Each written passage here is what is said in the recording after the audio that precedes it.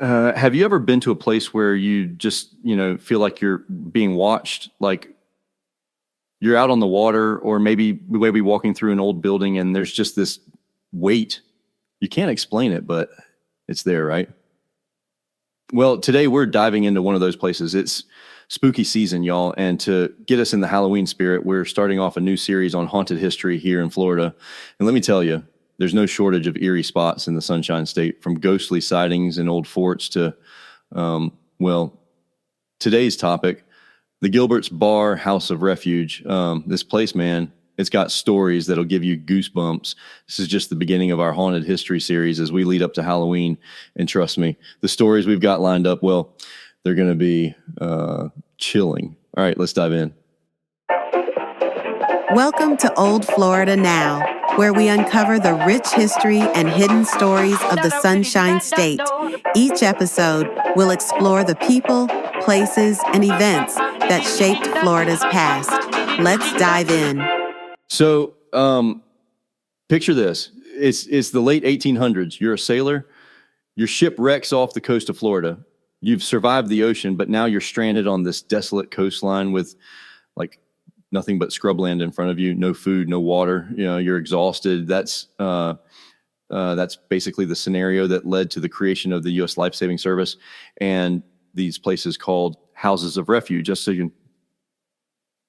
And today we're talking about one of the most famous, Gilbert's Bar House of Refuge. All right, so back in the late 19th century, the U.S. Life Saving Service was created to deal with these exact kinds of situations. This was way before the Coast Guard. And honestly, Florida's coast was like super dangerous for sailors.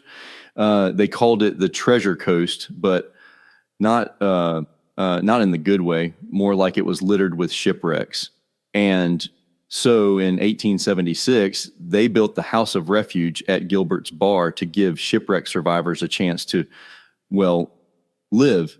The houses were simple, but really functional, built tough to withstand storms and equipped with everything you'd need to survive: food, water, and a safe place to wait for rescue. Now, let's talk about the name, right? Gilbert's was bar. Sounds kind of random, but there's a whole pirate story behind it. Apparently, it's named after Don Pedro Gilbert, a pirate from the 19th century. Legend has it he used to terrorize ships in the area, and this stretch of rocks eventually took on his name. So not only do we have shipwrecks, but pirates too. Sounds like the perfect recipe for a ghost story, don't you think? Okay, so the Florida coast, man, it's beautiful, sure, but back in the day, it was treacherous. Think rocky reefs, unpredictable storms, and these waters were just littered with shipwrecks. I mean, the Treasure Coast, it earned that name because of all the wrecked ships that left, well, treasure behind, but not just treasure, right? We're talking about lives at risk, sailors just stranded. That's where places like Gilbert's Bar House of Refuge came in. It was basically a lifesaver, literally. Built in 1876, it was designed to be a safe haven for shipwreck survivors, folks who had nowhere else to turn. And speaking of shipwrecks, let's talk about the shipwreck, the one that put this place on the map. The wreck of the George's Valentine in 1904. It was an Italian barkentine, and during this brutal October storm, it ran aground right off Hutchinson Island. 5 of the crew members, they didn't make it. But the other 7, they managed to get to shore, and guess where they ended up? Yep, right at Gilbert's Bar. Captain William E. Rea, he was the keeper of the house at the time. He didn't just sit back. He went out and personally rescued those survivors, bringing them into the House of Refuge. It's said that he saved those men from certain death. But after events like that, is it any wonder the place is rumored to be haunted? Ghostly figures, strange noises.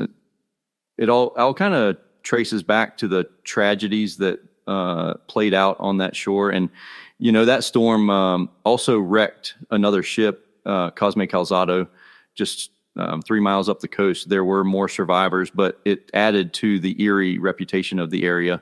And those are just a couple of the stories. Well, this stretch of coast has seen its fair share of shipwrecks and rescues. So let's talk about what life was actually like at the House of Refuge. I mean, can you imagine living miles away from anyone else with nothing but the ocean and the occasional shipwreck survivor to keep you company? That was the daily grind for the keepers and their families at Gilbert's bar. These folks had a tough job, but it wasn't all dramatic rescues. Most days were slow, almost painfully quiet. The keeper, well, he was responsible for walking the beach after storms, looking for survivors from shipwrecks. And the rest of the time, the family took care of the house, maintaining supplies, making sure everything was ready if disaster struck. But it was the isolation that really got to people. Can you imagine being out there day after day with nothing but the sound of the waves? One story I came across from the diaries and letters of keepers' families talked about the sheer loneliness. Like, these were people living completely cut off from the rest of the world. Hurricanes would hit and supplies wouldn't arrive for weeks. And that isolation, it had a way of, creeping into their minds. They'd start hearing things, seeing things, especially at night. That's where a lot of the ghost stories and legends come from. People believed the spirits of shipwrecked sailors haunted the place. Some of the keepers' families reported, strange noises and shadows that just didn't feel right. And look, I get it. You're out there, isolated, storms rolling in, the wind howling. Sometimes the mind plays tricks on you. But still, with the history of shipwrecks and tragedy that surrounds this place, it's no wonder those stories lingered. So here's where things start to get a little strange, the hauntings. You might be thinking, ghosts, really? Well, yeah. People have been reporting odd stuff at Gilbert's bar, House of Refuge, for years now. Let's start with the earliest reports of paranormal activity. One of the first strange occurrences was phantom footsteps. There's stories of visitors hearing someone walking through the halls, but get this, no one's there. And it's not just footsteps. People say that they've smelled things like freshly cooked beef stew coming from the kitchen, which is weird because that kitchen's been out of use since the 1940s. Imagine that, just walking through the house and suddenly smelling dinner being cooked. And then there's the ghost of the keeper. Folks claim to have seen a man in uniform just patrolling the grounds. Some think it's the spirit of one of the old keepers who worked here, maybe Captain William Ruh. I mean, he did save a bunch of lives after the George's Valentine wreck. So it's possible he's still keeping watch. Now, the really spooky stuff, the spirits of shipwrecked sailors. People have seen mysterious footprints in the sand, but when they follow them, nothing, no person. And there are these stories about hearing whispers and cries on the wind, especially at night. Can you imagine that? Standing on the beach, the waves crashing, and then you hear someone calling out, but no one's around. I'm telling you, whether you believe in ghosts or not, Gilbert's bar has a vibe that's hard to shake. And the stories keep coming, so maybe there's something to all these sightings. Okay, so here's where things get real mysterious. We've talked about the hauntings, but now we're diving into the local legends, stories that have been whispered around Stewart for generations. Let's start with the lady in white. Legend says she's been spotted wandering near the tower at the House of Refuge, searching for her sailor husband who was lost at sea. And people claim they've seen her walking the shoreline at dusk, looking out over the water like she's waiting for someone to come home. It's one of those sightings where you're like, is that real or just someone's imagination playing tricks on them? Then there are the phantom lights. Now, this gets really eerie. People have seen lights out at sea kind of hovering and then disappearing. Some believe it's ghost ships, vessels that never made it to shore, their crews lost to the ocean. Sailors talk about how these lights could be the spirits of those still trying to navigate their way home. Imagine being out there late at night, seeing these unexplained lights on the horizon. Gives you chills, right? And finally, the treasure. Yep, we've got a pirate tale too. It's said that somewhere along Gilbert's bar, there's buried treasure, pirate loot, hidden away by the notorious pirate Don Pedro Gilbert. But here's the kicker. The treasure is cursed, protected by spectral guardians. Treasure hunters who've gone searching have reported hearing strange noises, feeling watched. And, well, most of them don't stay out there long. I'm telling you, this place has more layers than an old map: ghosts, legends, pirates, treasure. It's no wonder folks say there's something special or maybe sinister about Gilbert's Bar. So let's dive into the investigations. You know, the times where paranormal teams roll in with all their gear looking to capture something unexplainable. Gilbert's Bar House of Refuge has definitely been on the radar for like ghost hunters and investigators for years now. Some of the biggest teams have come through here with, you know, the whole setup, EMF meters to detect those mysterious energy spikes, EVP recordings to catch voices you can't hear in real time, and those thermal cameras that show temperature changes where, well, there really shouldn't be any. It's wild stuff. And they've found things. I mean, they've picked up voices, faint, whispering, sometimes just a word or two. There are reports of shadows that move, but when you look, nothing's there. And the temperature drops. There are cold spots in rooms that like shouldn't be cold at all. It's like the building itself is reacting to something we can't see. And then you've got the people who've actually lived it, the eyewitnesses, visitors, staff, even locals have shared some pretty eerie stories. There's this one guy who said he was just walking through and out of nowhere felt this icy chill, like someone or something was standing right next to him. Others have heard doors slamming, and some even claim to have seen a man in old-fashioned clothes just walking the grounds. When they get close, he vanishes. Imagine that. You're just here to soak in a little history and end up getting a front row seat to the paranormal. It's no wonder this place has such a reputation. And if you ask those who've had these encounters, they'll tell you it sticks with them. They leave, but a part of the experience stays. Creepy, right? So not everyone buys into the ghost stories, right? I mean, there are always those folks who look for like rational explanations for what people are seeing or hearing at places like Gilbert's Bar House of Refuge. Let's start with the natural stuff. You've got the ocean, the wind, so it's all of that can play tricks on your senses. You know, the House of Refuge is perched right on these rocky outcroppings, which means that waves crashing and the wind howling through the cracks can create all sorts of weird noises. Some folks think that a lot of the phantom footsteps and strange sounds might just be the environment doing its thing. And, you know, there's also the isolation factor. Imagine living out here back in the day, far from anyone else. It's quiet. You're cut off. Your mind starts filling in the blanks. Historians say that when people are isolated, they're more likely to experience things like hallucinations or, at the very least, really vivid imaginations. So it's no wonder ghost stories start to pop up in places like this. Now, historians tend to take a balanced view. They acknowledge that, sure, there's folklore and legend like the stories of lost sailors or the Lady in White, but they also want to make sure we're not losing sight of the actual history. You've got this tension between the documented events like shipwrecks, survival stories, and the spooky stuff people swear they've experienced. It's kind of fascinating how both sides mix together. So whether you're a skeptic or a believer, there's no denying that the House of Refuge has a rich history that's worth digging into. And honestly, sometimes the truth can be just as intriguing as the ghost stories. All right, let's talk about where the House of Refuge is today. It's been a long journey, and honestly, the fact that it's still standing is pretty incredible.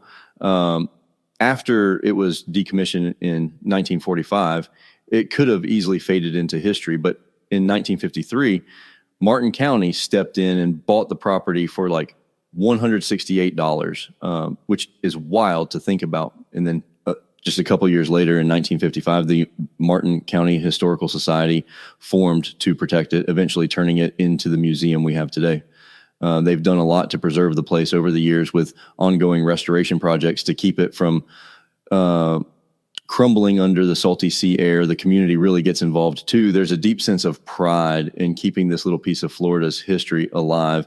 And it's not just a museum, it's an educational spot too. They offer tours that highlight not just the history, but also those famous hauntings we've been talking about.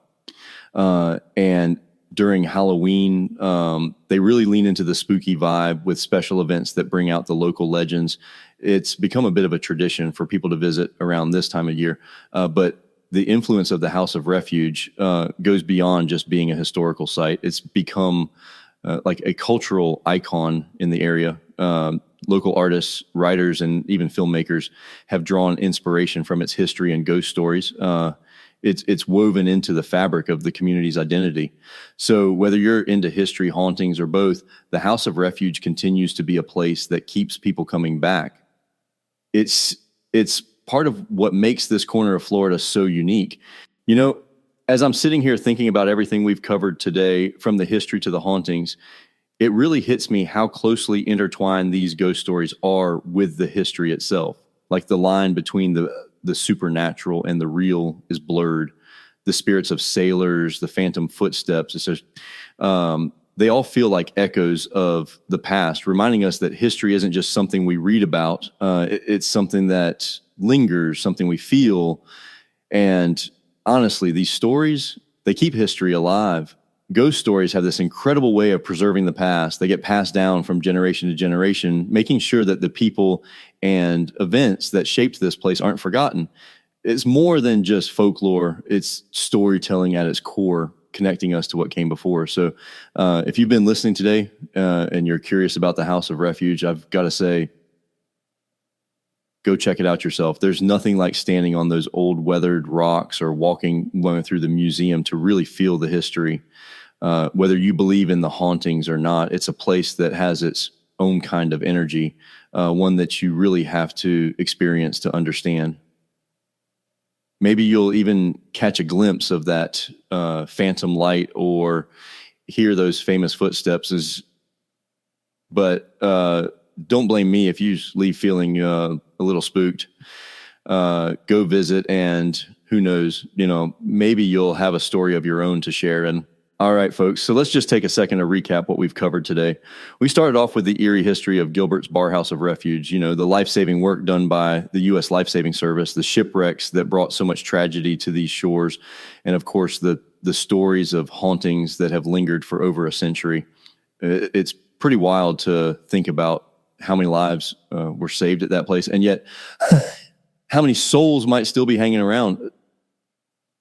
We talked about the ghost of the old keeper, the phantom light seen offshore, and that mysterious lady in white who's still supposedly searching for her lost sailor husband. Whether you're a believer or a skeptic, you got to admit the stories themselves are enough to send a little chill up your spine. But before we wrap this up, I want to leave you with one final tale, a story that's been whispered among locals for years. Late at night, some visitors have claimed to hear the sound of knocking, but it's not coming from the house. It's coming from the rocks, as if someone or something is trapped beneath the waves trying to get out. And on rare nights, some say they've seen hands just barely visible in the moonlight reaching up from the water's surface. Is it a trick of the light, or maybe the final desperate moments of a lost sailor echoing back through time? Hey, I'm not saying it's true, but next time you're out there, maybe take a listen. You never know what you might hear. And with that, I just want to thank all of you for tuning in today. It's always a blast diving into Florida's haunted history with you. And I hope you'll join me again next time as we get closer to Halloween. Who knows what creepy tales we'll uncover next. Thanks for listening to Old Florida Now. And until next time, stay spooky, folks. Thanks for listening to Old Florida Now. Stay tuned for more stories from the Sunshine State's past. Until next time.